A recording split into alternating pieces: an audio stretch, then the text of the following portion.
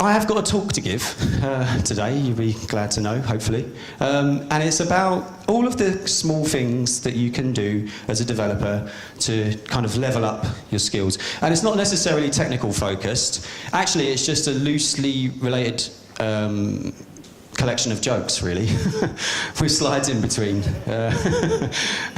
I got the last slot of the day, which is quite an honour for me. I don't think I've ever closed well, actually, I've closed many conferences, but not on the last talk of the last day, so that's really cool. So anyway, when you start out in your developer career, you're like little Mario. You suck. You're a big-nosed douchebag with a moustache. And you're lame. And anything that touches you just kills you, right? Like this turd with legs and eyebrows. All you need to do is bump into this guy and you're dead, you know. And this is my analogy. It's a terrible analogy, but you know. So what I'm going to try and do is give you those little power-ups, you know, little power-ups for your career. So it could be like one of those little mushrooms, although I'm not going to suggest that you eat magic mushrooms. Drugs are bad, all right? If you need to get high, drink a green Mexican. So these are some of the things I wish I knew 10 years ago. And I'm Ben Lovell. You can tweet me if you want. If you tweet me right now, it's going to go onto my watch and my battery's going to run out and I'm going to get really pissed off. So put your phone away. I'm from London, so you might think of London like this, but I don't. It's more like this, with just drunk people and this guy on the train. So this guy, this is a real picture that I took at Christmas this year. So we were travelling home on the train and there's this guy and I looked at him and I thought, that's not comfortable. He has probably hit a pothole in Kiev somewhere.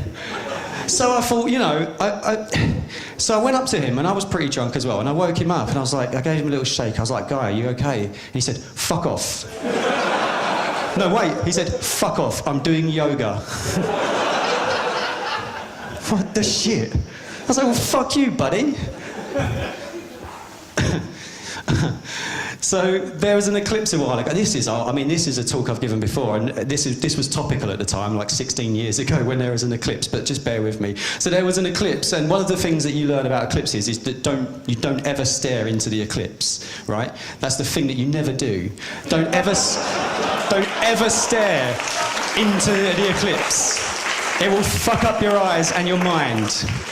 But even worse than staring into the eclipse is staring into Visual Studio. Don't do that either. Big on Visual Studio. Cast aside your sin, you Microsoft piece of shit. So what have I been doing? I'm sure you'll care about that, right?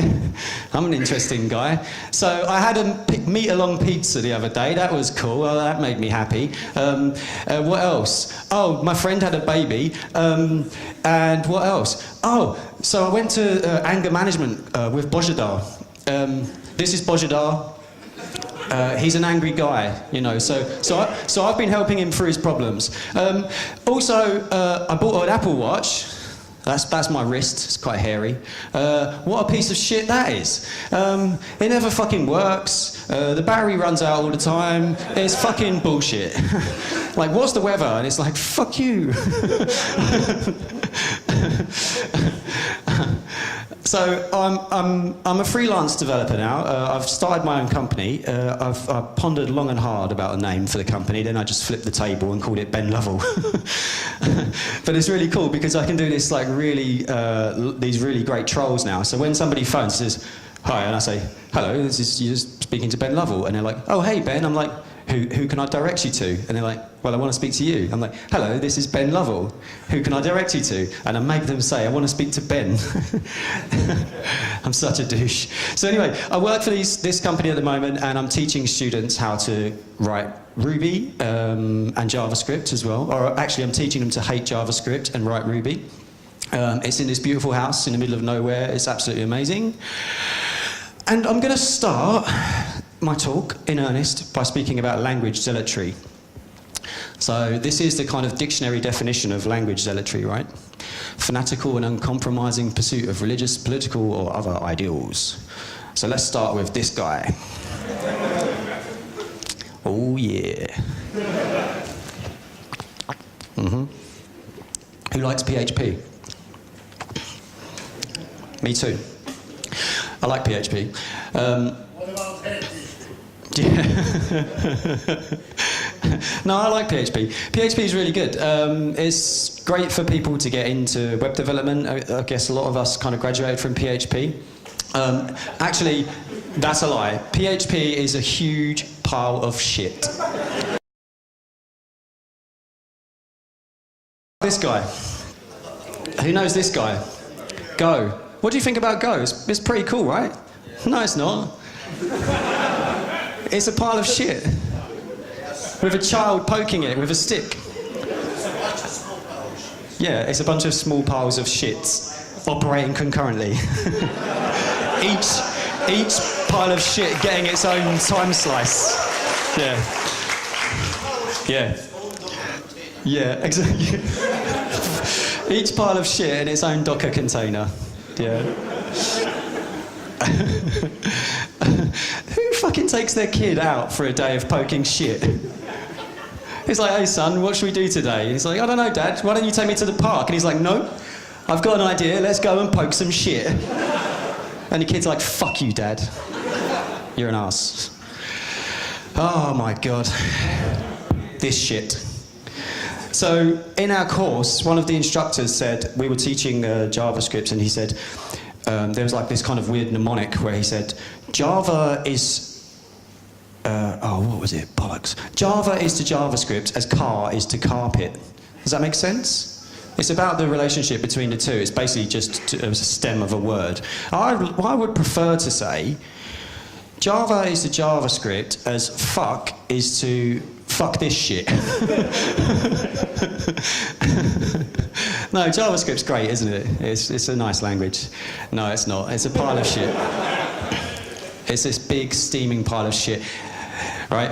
Bojidar beat me to this. But you can laugh at it again, that's okay, I don't mind. You know.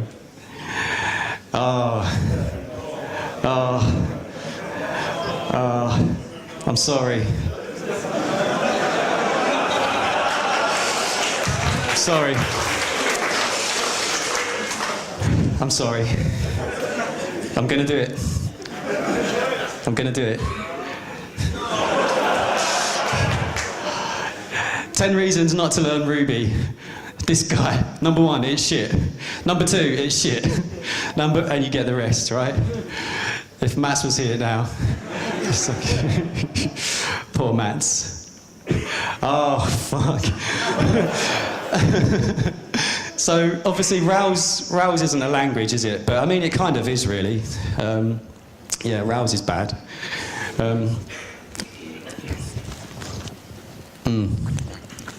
Excuse me. There are 3 hard things in computer science. You know these, right? Number 1 is cache invalidation. Number 2 is naming things. And number 3 is DHH. Anyone using Rails on a daily basis agrees with everything I've ever said on software design. What a douchebag. No, but I like DHH, you know, I'm just joking, I'm poking fun. But there's a point to all of this. See, are you spotting a trend? Right? It's not the language that you use, it's not the framework that you use, it's not the editor. Of course, you just use Vim, right? Scumbag Stallman. Write software that does one thing and does it well, and then he wrote Emacs that can basically fucking make your breakfast for you in the morning. Right? The operating system, they're all shit. Everything is shit and broken. But they're all awesome as well. Like, there are people building amazing things in PHP, believe it or not. And there are people building terrible things in PHP. And there are people building amazing things in Go. Actually, no, probably not. There are people building amazing things in Ruby, and just in this last 10 seconds alone, 1,000 JavaScript frameworks were born. And died. It's what you do with these things that really counts, right? So you get these idiots on the internet that, you know, defend their language like it's their firstborn child. This is insane to me. It's ridiculous. Why do that? It's what you do with them that really counts. And you can be passionate, you know, you can have a passion and you can build great things with any of those frameworks, with any of those languages. I want you to remember that. Find what motivates you. not what motivates somebody else, a loudmouth dude on the internet somewhere, on Reddit or Hacker News. And be T-shaped with your skills, right? So I guess most of us here now, we know several languages, right? We probably use several languages day to day. And this is basically a reference to, not Mr. T, it's a reference to having a kind of depth and breadth in skills, right? So you have a specialism, so which is the kind of, the STEM, right? That's your specialism that you focus on. I don't know, my specialism is on concurrency stuff. I like concurrency. I like concurrent and parallel languages. I like Scala, I like Go, I like Ruby, just not with MRI, because MRI threads are bullshit. And have this breadth of skills as well, you know, so I have a little bit of JavaScript, a little bit of HTML, a little bit of CSS, I know some design patterns, I can do some testing and that kind of stuff. You know, you can apply yourself broadly. So specialism is good, generalism is good, and transferable skills are especially good. So if you can learn things and master practices rather than languages and frameworks, they're portable, right? So you can learn testing and you can learn TDD and you can learn design patterns and you can pick up the DDD book and understand domain-driven design, and you can take that to any language that you want apart from JavaScript. Feeling stupid is really good as well, right? So, you know, you have these days where the programming's amazing because in the space of 10 minutes, you can go from absolute hero to complete zero, nosedive, facepalm, just epic crash, right? And this is one of the brilliant things about programming, I think. You go from a hero to a zero, you know, you're making your commits, and you're like, fuck this, pissing in the wind, and flipping tables. I love this guy, he's so angry. This is like Bojadar. And then back to hero again. You know, it's okay to feel stupid, it's good. Not one of us has an idea what they're doing. Especially... Oh, these pictures are so good. I think this is the best one of all of them, though. So feeling stupid's good, right? Excuse me.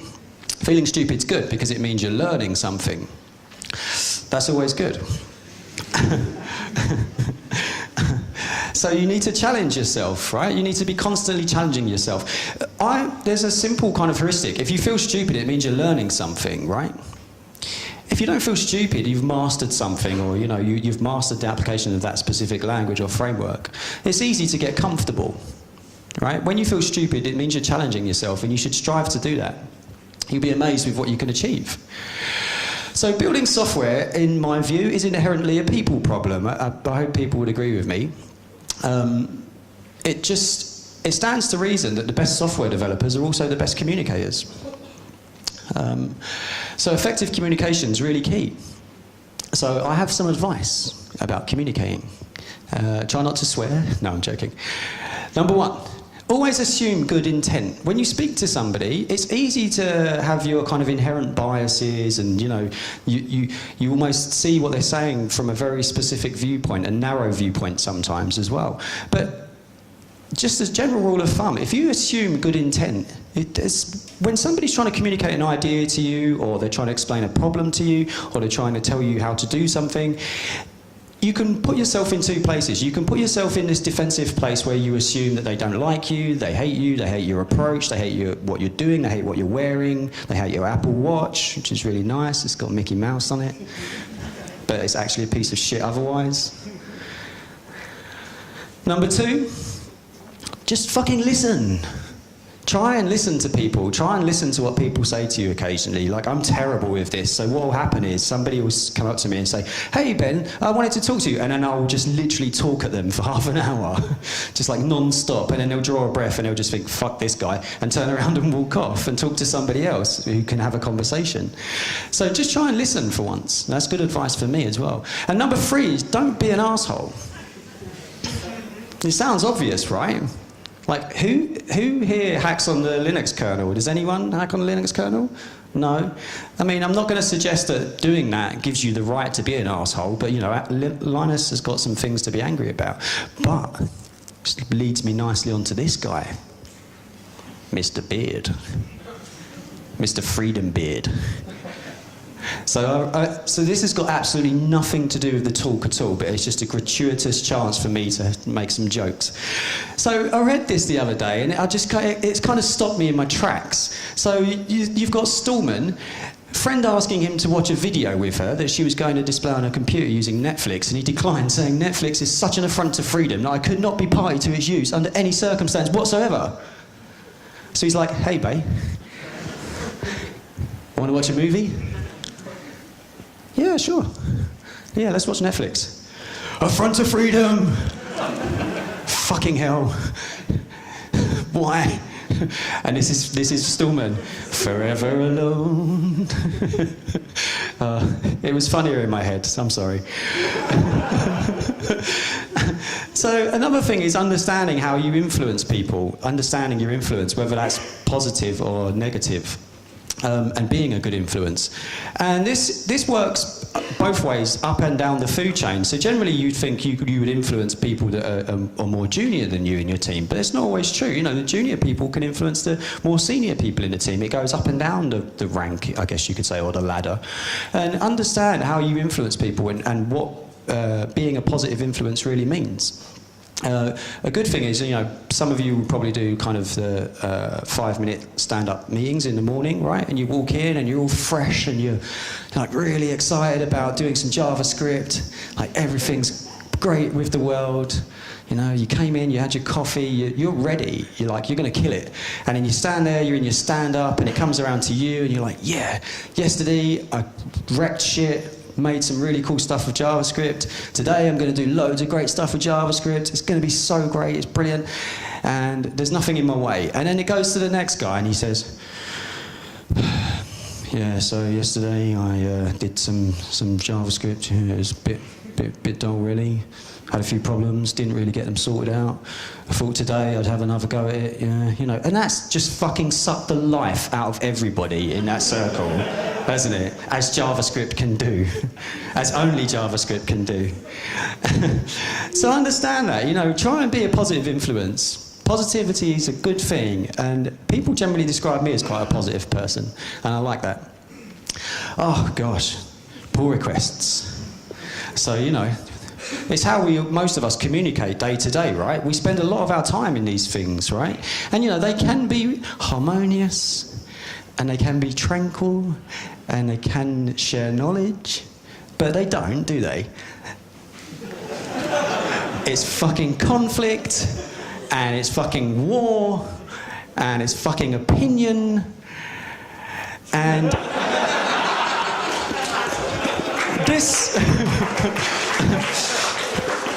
this is me when I submit a pull request, and these are all my team members, and they're all like judging me. And there's literally a hatch under my chair, and if it goes wrong, the hatch just opens up, and I just fly down like into the centre of the earth, like I'm in the Kiev metro. It's the best. So, you know, sometimes you can be too smart, right? That's counterintuitive, isn't it? It doesn't sound. You're not too smart. I can be too smart.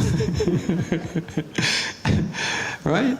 And I always say there's a real, like, inherent confidence in doing simple things and being simple. In submitting simple code and solving problems in the most simple possible way. You know, sometimes you'll submit some code to a pull request, or I don't know, to an open source project, and you look at it and you think, this is really, really simple. This is too simple. I need to do some stuff with this. I need to use some blocks, or I need to do this, or I need to use some Go or something, because I want to do some concurrent shit with Docker, because I'm a dude. Nobody says, have you ever had a pull request reviewed where somebody said this code is just too simple, it needs some more complexity, come back when it's more complex? Nobody ever says that. Your code has two distinct audiences, right? The fact that your code runs on a machine is just incidental. Who's the number one audience for your code? Right? The number one, well, actually, I fucked this up already. It's the wrong way round.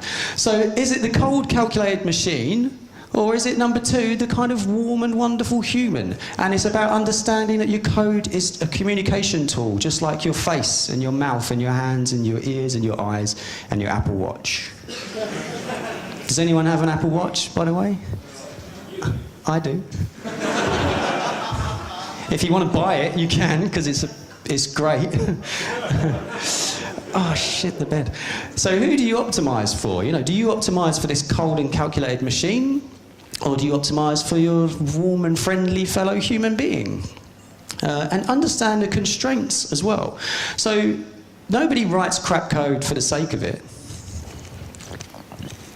apart from JavaScript developers.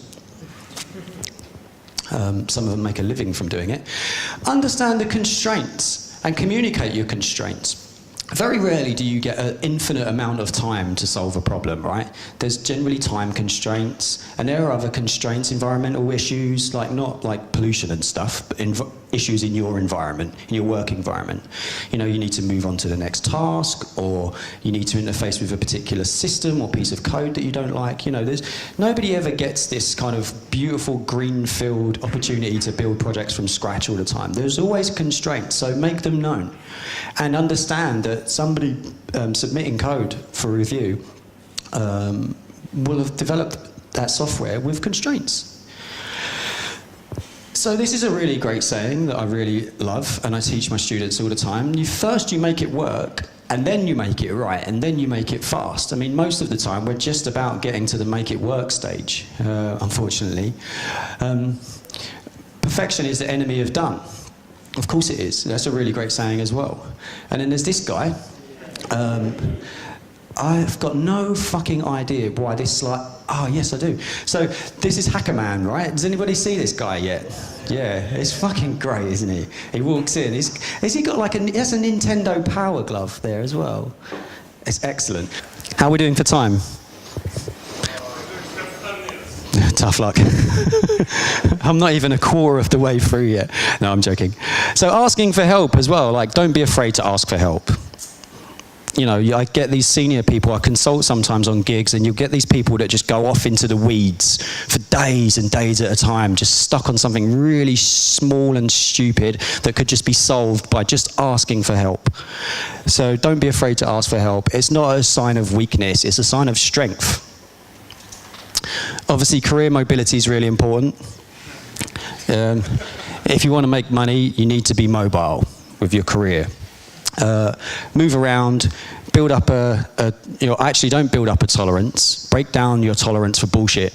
You're really lucky people. You're all really fortunate people. You are eminently employable, and there's huge companies with huge amounts of cash that they want to give to you. And they want you to work for them, and you're really, really lucky, and you get to travel the world, and you get to see me. Maybe not so lucky about that, but I'm sorry about that. Self-publicize as well. So, you know, you can be the best developer in the world, but if nobody knows who you are, then, well, who are you exactly, you know? So who knows what this is? Yeah, exactly. Damn it. Don't worry. I've got a good one. I'm going to get you back in a minute. So open source is obviously a brilliant way to get your name out there for people to know who you are and what you're about. And remember this as well. I maintain a few gems, and some of my students, we had a night the other night, where I wanted to try and get a few of my students their first open source commits landed to different projects. And they were like, well, you know, we're not really great at code yet. We're not really going to be able to do anything meaningful. And I was like, whoa, whoa, whoa, whoa, whoa. Wait there. What did you just say? And I'm like, all right, sorry. It's like, no, seriously, say that again. We want to do something meaningful.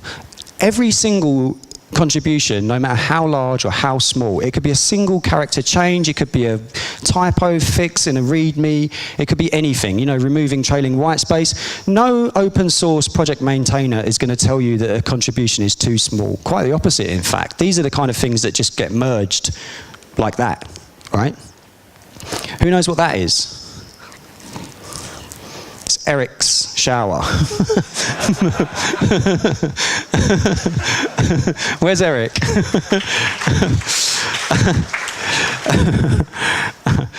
And pay it forward as well. You know, we're in this really privileged position where we know so much and we've got so much available to us. And we can make a difference to people's lives.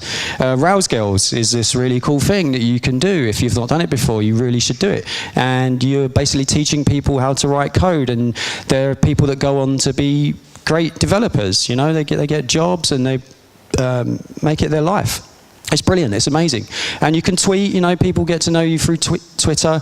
If you follow me, you're going to see a whole load of random shit that you might like.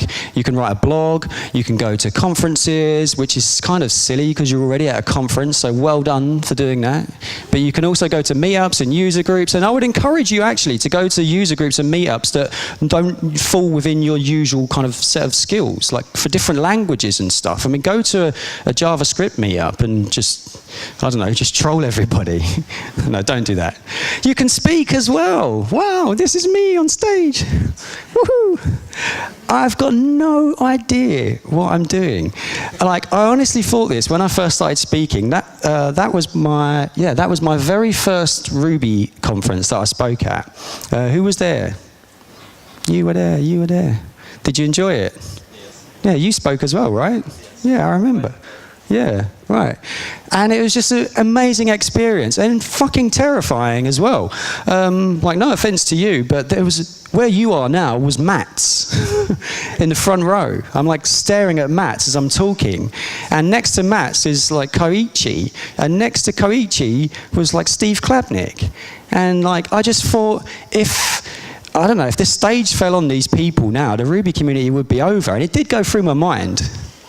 Like, just loosen a few bolts. No, I didn't really want to kill Mats. That wouldn't be right, would it? Don't call the police. You know, so people often say this. When we suggest to people that they should go and talk and share their experiences, they say, I've got nothing interesting to say. Nobody wants to hear what I've got to say. That's a ball, and that is shit.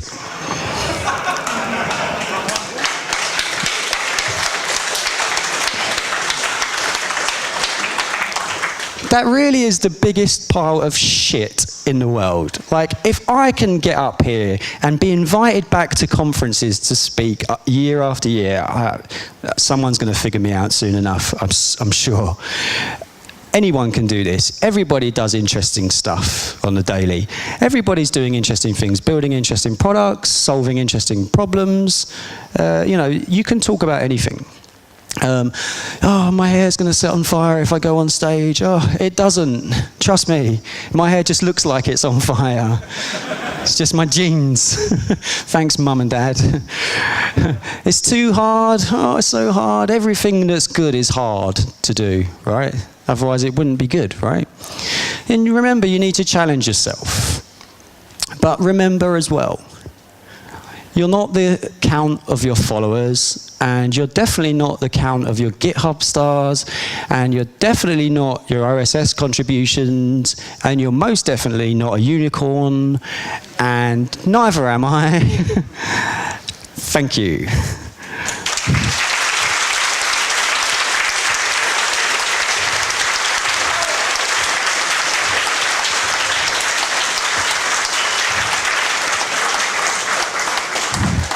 I don't think I'll take questions, if that's okay. If anyone wants to ask me a question, just buy me a green Mexican at the bowling alley, and let's just see what happens. Let's go. Thanks. Thank you. Okay.